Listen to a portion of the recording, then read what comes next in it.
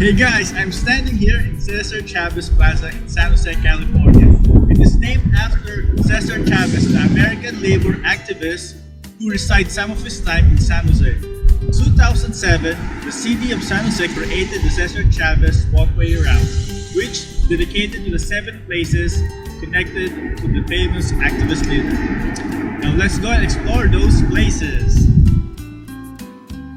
Cesar Chavez was an American labor leader and civil rights activist who co-founded the National Farm Workers Association, later became known as the United Farm Workers Union, in 1962.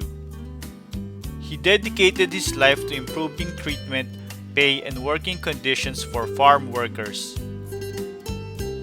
Born near Yuma, Arizona on March 31, 1927, Chavez was originally a farm worker. He became the best-known Latino-American civil rights activist for the No Uvas and Si Se Puede campaigns to gain rights for farm workers. As a labor leader, Chavez led marches, called for boycotts, and went on several hunger strikes. It is believed that Chavez's hunger strikes contributed to his death on April 23, 1993 in San Luis, Arizona. The Cesar Chavez Memorial Walkway was unveiled in 2009 to honor the labor leader in the town where he marched into history as a civil rights and labor organizer. We begin the tour by walking along the downtown to visit the first 2 sites. Plaza de Cesar Chavez. It is an urban plaza and park in downtown San Jose. The plaza's origins date to 1797 as the Plaza Mayor of the Spanish Pueblo de San Jose de Guadalupe, making it the oldest public space in Northern California. In 1993, the park was renamed in honor of Cesar E. Chavez, a former resident of San Jose, community organizer and founder of the United Farm Workers Union. Arch of Dignity, Equality, and Justice. Created by Judy Baca and located inside San Jose State University. The concept of the monument is to commemorate Chavez through his ideals rather than to create a traditional European approach to a fallen soldier or important personage through a bust or bronze statue. The arch's main mural depicts a contemplative Chavez over the fields of California, where the great boycotts took place. In the sky, Chavez meeting with Robert Kennedy during the Great Fast, accompanied by his wife and mother, is highlighted, as fasting was a cornerstone to his philosophy of non-violence. Also in the sky, the Virgin Guadalupe is also blessing his actions. After that, we drove to East San Jose to visit the 3rd site. Mexican Heritage Plaza. The MHP sits on the site of a former Safeway store, which was one of the first locations picketed in the mid-1960s during the grape boycotts led by the United Farm Workers under the leadership of Cesar Chavez. The plaza features a theater, pavilion, art gallery, and gardens. It is built in the architectural style of a traditional Mexican plaza.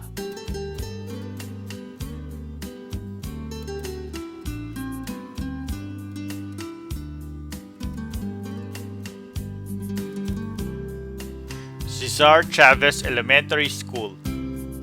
An elementary school in the neighborhood of Sal Si Puedes, Get Out If You Can, where Cesar Chavez used to live.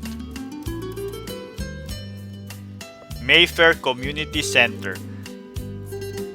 The center opened in January 2009 and provides the community a place to share, learn, and play with a swimming pool, skate park, water spray park, and public art. Our Lady of Guadalupe Church. It was the original site of Guadalupe Mission of San Jose.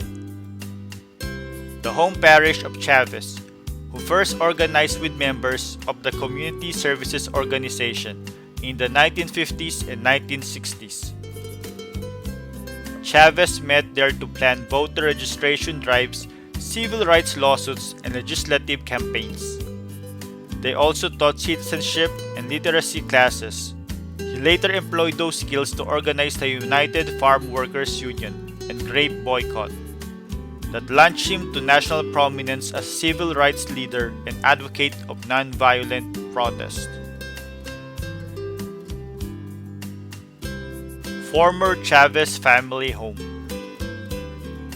Located in what was originally known as the East San Jose barrio of Salsipuedes, Cesar and Helen Chavez and their family resided in a home at this site from 1951 to 1953, while Cesar began his work in the civil rights movement. The property is privately owned by Librado Chavez, Cesar's youngest brother. If he brings you happiness, then I wish you both the best. It's your happiness that matters most of all. But if he ever So guys, we reached 7 places which are all connected to Cesar Chavez. I hope you enjoy and learn a lot of things about him. Till next time, bye! before the next teardrop falls.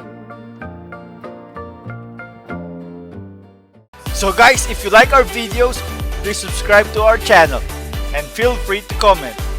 Hit the bell, hit the bell, hit the bell, hit the bell. Come on guys, hit the bell. For notifications. And don't forget to share. And like!